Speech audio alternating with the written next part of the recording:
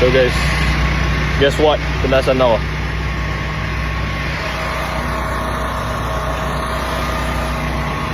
Mga karoni. Ayan, first customer natin sila guys. Kaya mag-food review tayo ngayon kasi may bagong item si tita guys. Siomai na may kasamang maraming vinegar at para sa ano, yung pork belly chop ko yun. Anyway, thank you tita. Nahihiya na ako. Marami nang guys, mag-food review tayo mamaya. Bye-bye tita. Thank you sir. Yes po tita. Bye-bye tita. Madami ng tao. So mamaya na lang ulit. Okay. So guys, tignan nyo. Di ba ako yung unang customer. Ngayon, sunod-sunod na talaga sila. Teka lang, ito pakita ko sa inyo. Tignan nyo. Sumunod-sunod sila. May mga paparating pa. So guys, tingnan nyo. Ang daming binigay sa akin ni tita. Tapos charge niya ako $10 for everything. Kasi first customer ako.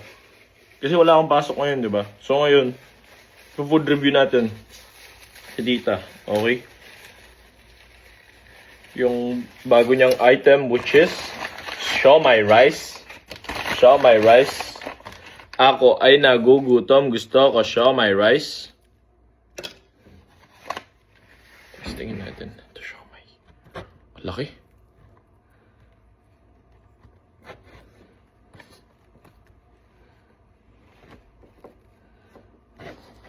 Pero in fairness, ang ganda ng pagkakagawa ng siomai ni tita. Ayan o.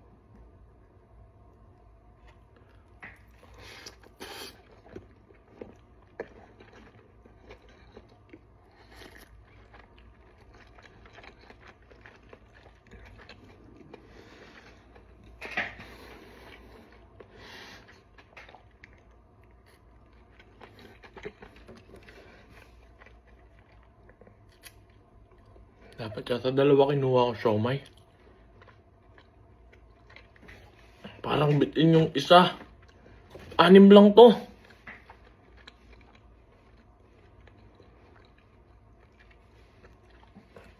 Ang sarap.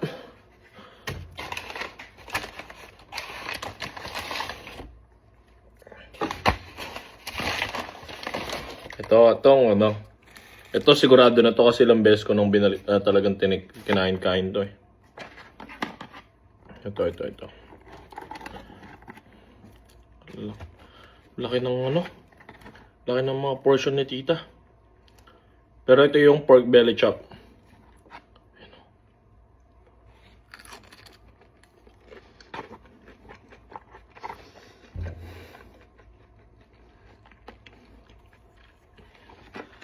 Taka lang.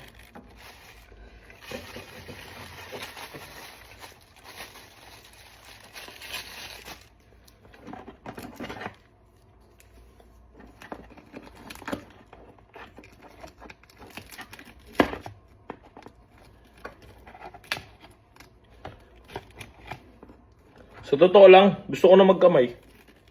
Konti na lang. Kasi nawawasak yung kutsara. Ang lambot. Yan.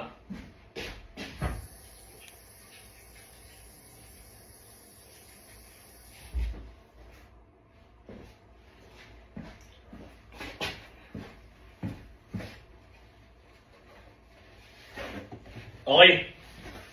Paghugas na tayo ng kamay.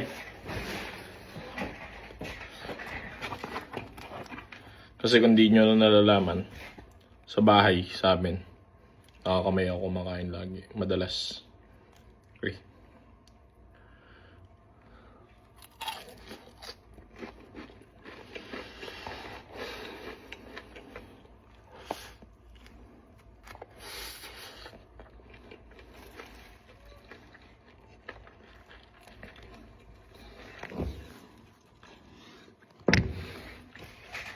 Ang sarap. Thank you, tita.